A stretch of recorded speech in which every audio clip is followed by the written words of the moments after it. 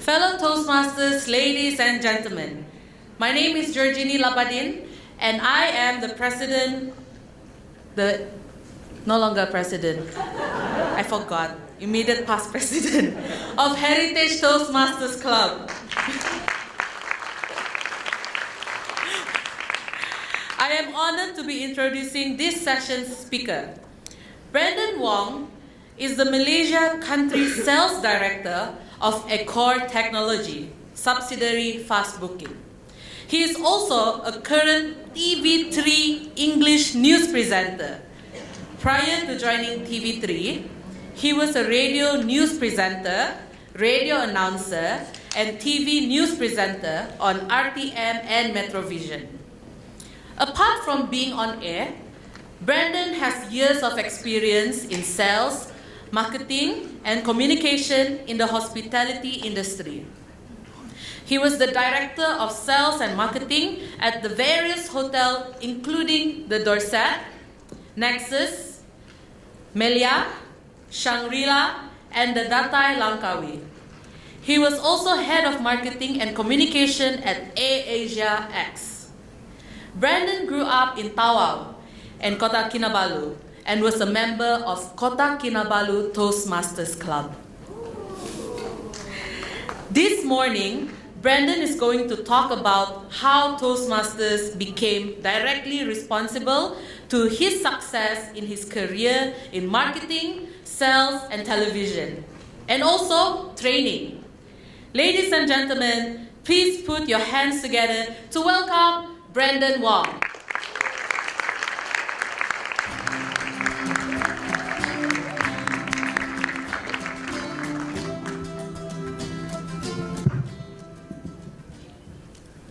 Thank you, Jeannie. Good morning, ladies and gentlemen. It is so good to be back here in KK. Now, while it is true that I spent my childhood in Tawau, KK is the place where I went from teenager to adult. This is always the place I call home. So 21 years ago, I decided that I had to have a bigger playground. So I headed to our nation's capital. Today, I am Country Sales Director for Fast Booking, a technology company that provides digital solutions to hotels. So basically what we do, we provide tools for the digital traveler to bring the digital traveler right to the doorstep of the hotel. My journey to Fast Booking took me through the path of sales and marketing, a journey that allowed me to be part of some of the world's leading hotel brands and airlines. Apart from this, I have always been actively involved in various writing engagements. I host events, give motivational talks, do voiceovers, present the news on television, and even do some copywriting. I have been blessed with so many people who have helped me bring me to where I am today. And my first taste of public speaking came in the form of scripture reading at Mass in church. I was only 8 then, and probably the youngest church reader and commentator. The first public speaking training was from my dad. This, ladies and gentlemen, is the man responsible for making me become who I am today. My dad would spend hours coaching me on everything, from pronunciation and intonation to eye contact and body language. I remember this being the first time I realized that I was in a position to make my daddy feel proud. And it was this desire to make dad proud that spurred me on to want to do even better in public speaking. But as I grew up, I started to draw inspiration from another person, a person who helped pave the way for me in public speaking. I'm talking about my sister Claire. She joined our family when I was 1 and she was 8. From a young age, Claire proved to be an amazing student, excelling in academics and sports, especially in the areas of track and field. She was the head prefect of her school, and she would often represent her school at district levels in various debates and public speaking competitions. Now, Claire is truly an amazing person. and I wanted to be just like her. Unfortunately, the only area where I came close to emulating her was in public speaking. Like my dad, Claire would spend hours helping me prepare my speeches and coaching my delivery. She would help me memorize my speeches and present them with the same gusto she had perfected throughout the years. Today, Claire has taken her public speaking skills into her career as a teacher and educator. I remember standing outside one of her classes, mesmerized at how she held her students under a spell. My journey in public speaking could have come to an end after school had it not been for my quest for better eyesight. Now, it was the year 1985. You can guess my age now, huh? I had just started Form 4 at La Salle Secondary, and I was also doing some part-time work coaching students in maths. Now, I had saved up some money and decided that the time had come for me to get a pair of contact lenses. I headed to a very well-known optical shop at Wisma Sabah. Unfortunately, the experience I got was far from pleasant. I approached the man at the counter and asked him how much a pair of contact lenses would cost me. He looked up from his newspaper and said, "If you don't want to buy, don't ask." Feeling very dejected, I headed across the street to Wisma Merdeka. I found my way to Mutu Contact Lens and asked them the same question. Now here I got a totally different experience. The man at the shop welcomed me saying, "Good afternoon, young man. Come on in, have a seat. Let me check your eyes." After having my eyes examined, luckily he wasn't examining my head. After having my eyes examined, he told me what my options were for contact lenses. And then he asked me how I intended to pay for my lenses. When I told him that I had some part-time work and would be paying for it myself, he offered to let me pay in 5 easy installments. No guarantors, no credit cards. This man simply trusted me because he trusted me. And that, ladies and gentlemen, is how I was introduced to Mr. Abu Bakar Sharif, optometrist extraordinaire at today's rebranded Merdeka Optics at Wisma Merdeka. As time went by, Bakar evolved from simply being an optician to becoming my friend and mentor. I would stop by his shop every time I was at Wisma Merdeka. One day he asked me about public speaking. He told me that a few people had just started a club where people would gather and learn how to speak in public. I still remember my response. I said, "But Bakar, I don't need any help speaking in public." I really did not mean to sound so cocky, but I really did not think I needed any more help in public speaking. Bakar, however, invited me to go to a meeting as his guest. And since it was Bakar who was asking, I said, "Okay, why not?" And that, my friends, is how I got introduced into the organization that totally changed my life. Now, at that first Toastmasters meeting, I was mesmerized by the adrenaline and excitement of everything that took place. I was invited to participate in the table topic session. I had no idea that people actually trained to speak impromptu. Later that evening, there were reports on the number of pause fillers I'd used. One, I remember. The time taken to deliver that short speech, as well as an evaluation of what I had said and how it was delivered. That session made me want to go back and do even better. From that day, I was hooked. I quickly joined the club and became an active member. I made sure that I played a role at every single meeting and delivered prepared speeches at every opportunity. There was so much I took away from Toastmasters, and I'm not just talking about speaking skills. I learned the value of time, friendship, organization, and leadership. But most importantly, I learned the fact that there is always room for improvement for everyone. This is also where I learned how to take criticism positively. Today, I love getting feedback. So after this, you want to tell me how badly I did? I'm very happy to hear. Because I think that by listening to criticism, it's the only way that anyone can ever improve. One of the most basic and important things that anyone can learn from being a Toastmaster is how to deliver a speech effectively. Now, there is so much to learn from the first 10 projects. You learn the very basics from standing up and speaking to organizing your speech and how to transit from one idea to the next. You learn early on the importance of having a strong opening and an even better ending. You learn how to use body language, add vocal variety. You learn things like volume, pitch, and even how to use pauses effectively. You learn the importance of doing research before preparing your speech, and how to use facts and illustrations to support the point. You also learn how to choose the right words to bring your point across effectively. I learned the importance of using the right words at the right time while I was delivering Project 7, believe it or not. Do you remember what Project 7 is? Come again? Very good, wow, I'm impressed. Research your topic, exactly. Now, people think that being a good speaker ties in with one's ability to use big words and showcase your knowledge and education.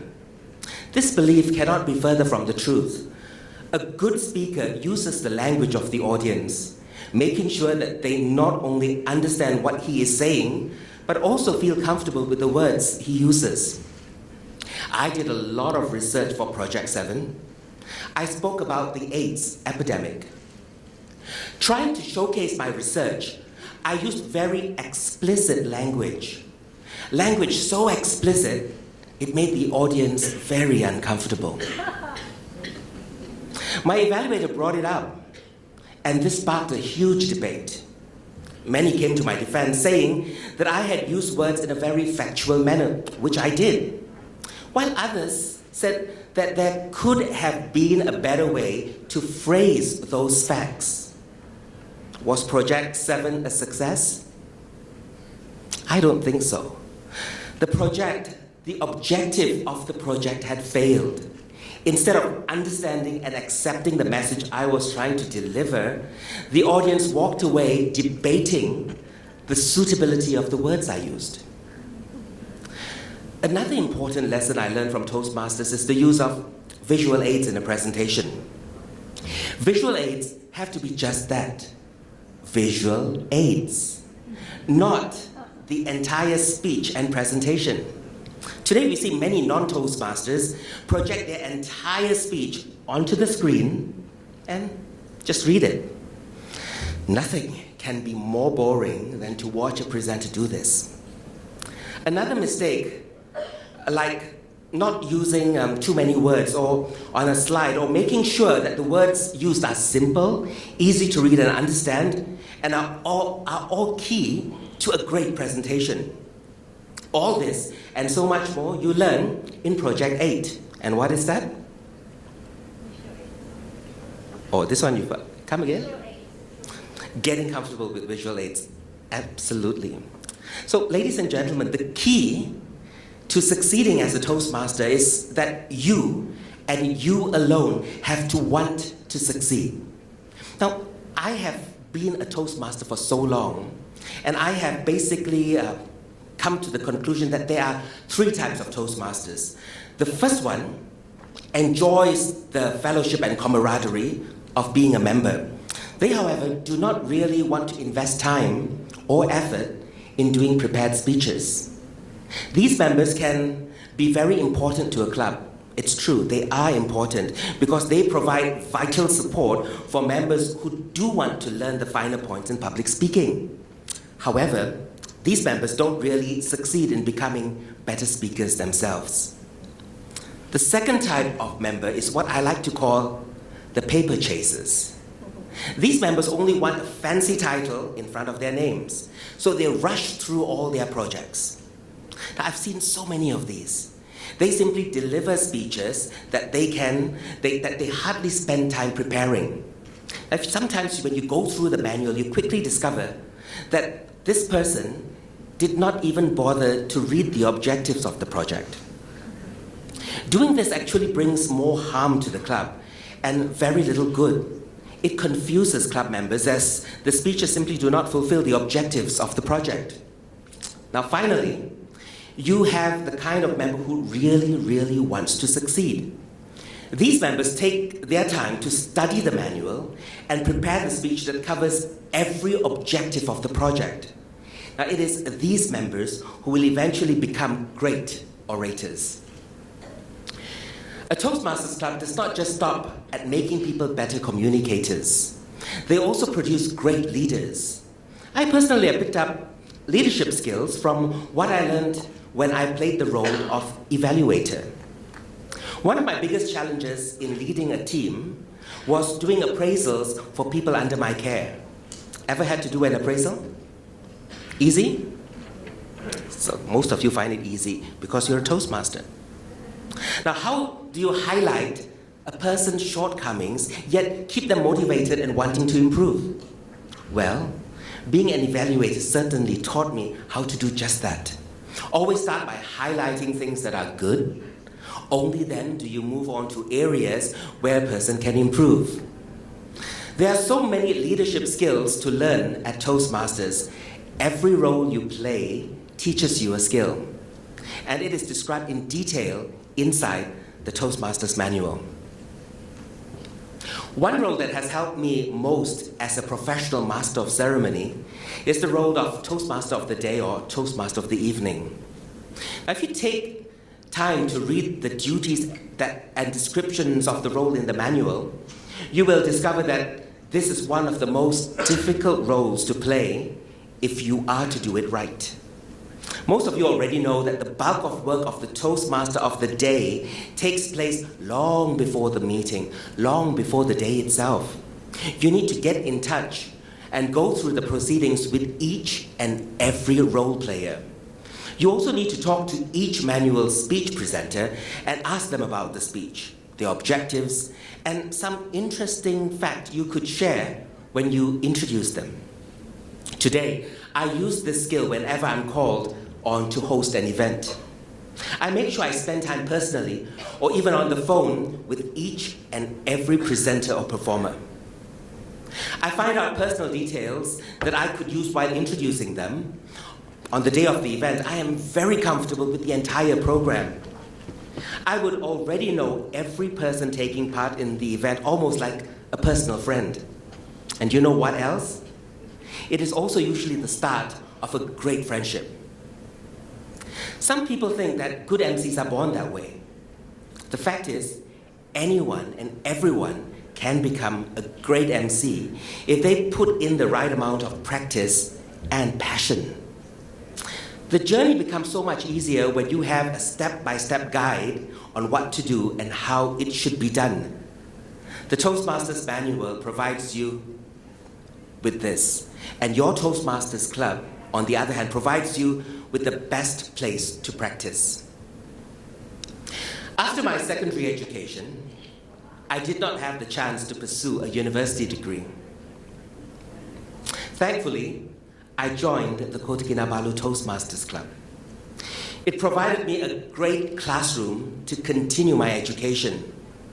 Toastmasters gave me the confidence and skills to take up roles of leadership with ease. Today, I'm able to stand in front of you and deliver a talk, stand in front of the TV camera and read the news, or I'm able to walk into a boardroom and make a presentation to the chairman and board of directors with confidence and conviction because of everything I have learned from Toastmasters. And that, ladies and gentlemen, is how Toastmasters made me, me.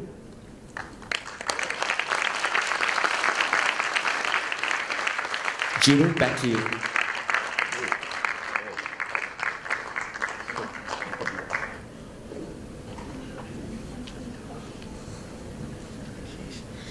Thank you very much, Brandon. Please remain on stage. As a token of appreciation, we would like to give Brandon a small souvenir. Please help me welcome the organizing chair, distinguished Toastmaster Johan Amilin, to present the gift.